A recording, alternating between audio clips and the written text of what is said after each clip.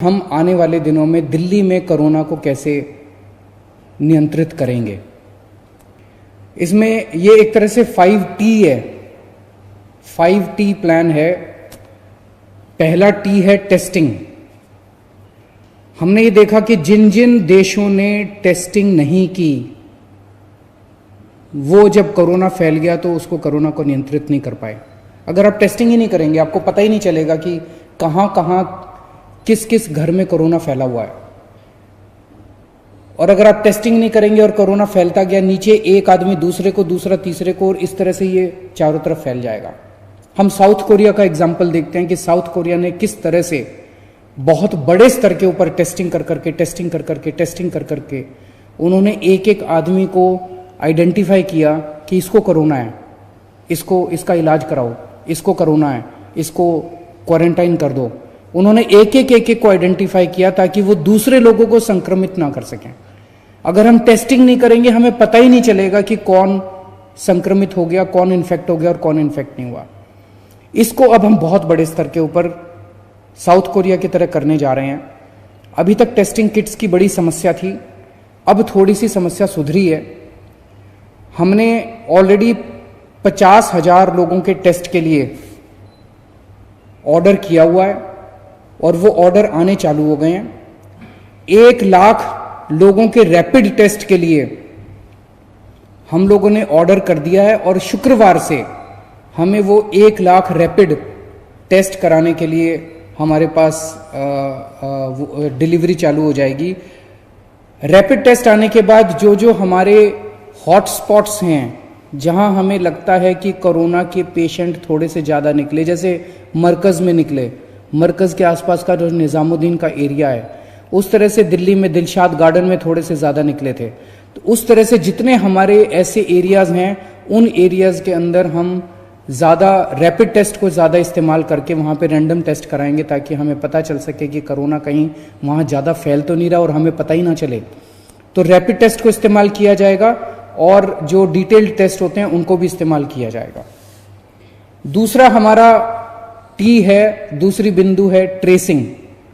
हमने पता कर लिया कि ये आदमी कोरोना पॉजिटिव है।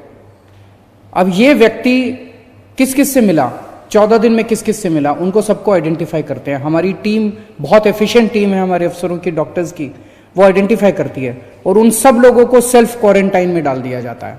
उनको कहा जाता है कि आप घर से बाहर नहीं निकलोगे। ये ट्रेसिंग अभी तक दिल्ली के अंदर बहुत अच्छे स्तर के ऊपर चल रही है। अब हमने पुलिस की मदद भी लेनी चालू की है। एक आदमी पॉजिटिव निकला, उसने हमें बताया जी पिछले 14 दिन के अंदर मैं इन 100 लोगों से मिला था। हमने उन 100 लोगों को कहा कि भाई आप अब सेल्फ क्वारंटाइन में घर में 14 दिन रहोगे। अब वो 14 दिन घर में रह रहे हैं कि नहीं रह रहे, इसके लिए हम पुलिस की मदद लेते हैं। पुलिस को हमने अभी तक 27,702 लोगों के फोन नंबर दिए हैं, ये पता करने के लिए कि वो जो सेल्फ क्वारंटाइन वाले हैं वो घर में रह रहे हैं कि नहीं रह रहे। उनके फोन से पता चल जाता है कि फोन का मूवमेंट तो नहीं हो रहा, वो घर में रह रहे हैं कि नहीं रह रहे। उसके ऊपर फिर मॉनिटरिंग कर रहे हैं। इसके साथ साथ हम ये भी पता कर रहे हैं कि मरकज के जो लोग निकले थे, लगभग 2000 फोन नंबर आज हम पुलिस को देने वाले हैं कि मरकज के अंदर जितने लोग थे वो कहीं आसपास बाहर के एरिया में तो नहीं घूमे थे। अगर वो बाहर के एरिया में घूमे थे और वो कहां कहां गए थे वो पता चलेगा तो उन एरियाज को सील कर दिया जाएगा। तो ट्रेसिंग के बेसिस पे हम सेल्फ क्वारंटाइन करेंगे, सीलिंग करेंगे और मॉनिटरिंग करेंगे कि लोग सेल्फ क्वारंटाइन फॉलो कर रहे हैं कि नहीं कर रहे। हमारा तीसरा टी है ट्रीटमेंट। जो बीमार हो जाता है फिर उसका इलाज कराना है हमें। अभी तक दिल्ली में लगभग 525 टोटल कोरोना के पॉजिटिव केस आए हैं। हमने इस टाइम ऑलरेडी लगभग 3000 बेड्स की क्षमता तैयार कर ली है। LNJP हॉस्पिटल हमने पूरी तरह से कोरोना हॉस्पिटल डिक्लेयर कर दिया। अब वहां पे कोई इलाज नहीं हो रहा है। 1500 बेड वहां पे हैं, वहां पे केवल और केवल कोरोना वालों का इलाज होगा। जीबी पंत हॉस्पिटल में 500 बेड हैं, उसको हमने कोरोना हॉस्पिटल डिक्लेयर कर दिया, वहां पे अब किसी का इलाज नहीं हो रहा है। Rajiv Gandhi super speciality hospital में 450 बेड्स हैं, उसको हमने पूरी तरह से कोरोना हॉस्पिटल डिक्लेयर कर दिया। वहां पे अब किसी का इलाज नहीं हो रहा है। तो इस तरह से 2450 बेड्स सरकारी क्षेत्र में हैं और 400 बेड्स हमने प्राइवेट हॉस्पिटल्स के अंदर कोविड डिक्लेयर कर दिए हैं। इसमें मैक्स साकेत का ई ब्लॉक पूरी तरह से कोविड डिक्लेयर कर दिया गया है, जहां पे 318 बेड्स हैं। अपोलो के 50 बेड्स कोविड डिक्लेयर कर दिए गए, वहां पे और कोई ट्रीटमेंट नहीं होगा। गंगाराम कॉलमेट के 42 बेड्स, वो अलग बिल्कुल बिल्डिंग है उनकी, उसको हमने कोरोना के लिए डिक्लेयर कर दिया, वहां और कोई ट्रीटमेंट नहीं होगा। ये सारे मिला के 2950 बेड्स बनते हैं। आज दिल्ली में 525 पेशेंट्स हैं, 2950 बेड्स हमारे कोरोना के लिए अलग से ईयरमार्क कर दिए गए हैं। तो लगभग अगर 3000 तक पेशेंट्स होते हैं तो हमारे पास हॉस्पिटल्स के अंदर बेड्स हैं। 3000 क्रॉस कर जाता है तो हम जीटीबी हॉस्पिटल को पूरी तरह से कोरोना डिक्लेयर कर देंगे। जीटीबी में हमारे पास 1500 बेड्स हैं तो 4500 बेड्स हो जाएंगे। इस तरह से हमने प्लानिंग की है कि 3000 पेशेंट होंगे तो क्या होगा, 4000 पेशेंट होंगे तो क्या होगा, 5000 पेशेंट होंगे तो क्या होगा, 6000 पेशेंट होंगे तो किसको टेक ओवर करेंगे। इस तरह से 30,000 एक्टिव पेशेंट्स, अगर दिल्ली में 30,000 पेशेंट्स हो जाते हैं, एक्टिव पेशेंट्स, ट्रीट किए हुए नहीं, कई लोग ऐसे हैं जो कि अस्पताल में आए, इलाज हो गया, ठीक हो गए और घर चले गए, वो नहीं। 30,000 एक्टिव पेशेंट्स जब दिल्ली में अगर होंगे, उसकी हमने पूरी तैयारी की है। 30,000 एक्टिव पेशेंट्स में हमारे पास 8,000 हॉस्पिटल के बेड्स होंगे। वो कौन कौन से हॉस्पिटल्स में होंगे उसकी सारी चिन्हित कर लिया गया है कि इतने के बाद फिर इस हॉस्पिटल को टेक ओवर कर लेंगे, इतने के बाद इस हॉस्पिटल को टेक ओवर। 12,000 होटल के कमरे टेक ओवर किए जाएंगे। किस किस होटल को कब टेक ओवर किया जाएगा इसकी भी चिन्हित कर लिया गया है कि 8,000 पेशेंट होने के बाद इस होटल को टेक ओवर किया जाएगा, 7,000 पेशेंट होने के बाद इस होटल को टेक ओवर किया जाएगा, और 10,000 पेशेंट्स को बैंक्वेट्स और धर्मशालाओं में रुकवाया जाएगा। तो 30,000 जब हमारे पास पेशेंट्स होंगे तो जो सबसे सीरियस पेशेंट्स होंगे, जिन पेशेंट्स को हार्ट की बीमारी या लिवर की बीमारी या कैंसर या सांस की बीमारी या डायबिटीज होगी, वो, और जो 50 के ऊपर की उम्र के होंगे, इन लोगों को अस्पताल में रखा जाएगा।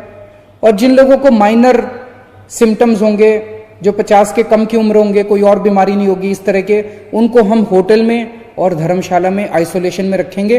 लेकिन वहां भी सारी मेडिकल सुविधाएं मौजूद होंगी, वहां भी डॉक्टर्स, नर्सेस, सारी मेडिकल सुविधाएं मौजूद होंगी। लेकिन जो सीरियस किस्म के पेशेंट्स होंगे उनके लिए 8,000 बेड्स का इंतजाम किया जाएगा। कितने पेशेंट्स होने पे हमें कितने वेंटिलेटर्स की जरूरत पड़ेगी, कितने ऑक्सीजन की जरूरत पड़ेगी, इसका भी पूरा खाका तैयार है। 30,000 पेशेंट्स होने पे हमें 400 वेंटिलेटर्स की जरूरत पड़ेगी, 1200 ऑक्सीजन के बेड्स की जरूरत पड़ेगी। इनकी सबकी तैयारी की जा रही है, काफी तैयारी हो चुकी है। हमें कितने पीपी किट्स की जरूरत पड़ेगी कितने पेशेंट्स पे, इसकी पूरी कैलकुलेशन की जा चुकी है। इस वक्त बाकी चीजों की उतनी दिक्कत नहीं है, पीपी किट्स की थोड़ी सी समस्या आ रही थी, थोड़ी सी मदद कल केंद्र सरकार से पहुंची है। हमें पीपी किट्स के हमने काफी सारे ऑर्डर कर दिए हैं, लेकिन अगले हफ्ते तक वो ऑर्डर आने चालू होंगे। इस दौरान थोड़ी इमरजेंसी सिचुएशन थी, कल केंद्र सरकार से परसों चिट्ठी आई है कि 27,000 पीपी किट्स वो हमें दे रहे हैं, वो आज या कल में आ जाएगी। तो फिलहाल पीपी किट्स की समस्या भी हमारी दूर हो जाएगी। देश के लोग इस टीम का सबसे बड़ा हिस्सा हैं और मुझे बेहद खुशी है, मैं ये देख रहा हूं कि इस वक्त, जरूरत के वक्त, जिन लोगों के पास पैसा है वो सामने आ रहे हैं। जो बहुत बड़े बड़े लोग हैं, पैसे वाले लोग हैं, वो कोशिश करके इधर उधर से पीपी किट ऑर्गेनाइज कर रहे हैं, वेंटिलेटर्स ऑर्गेनाइज कर रहे हैं। जो और कई सारी धार्मिक संस्थाएं हैं, सामाजिक संस्थाएं, वो खाने का इंतजाम कर रही हैं।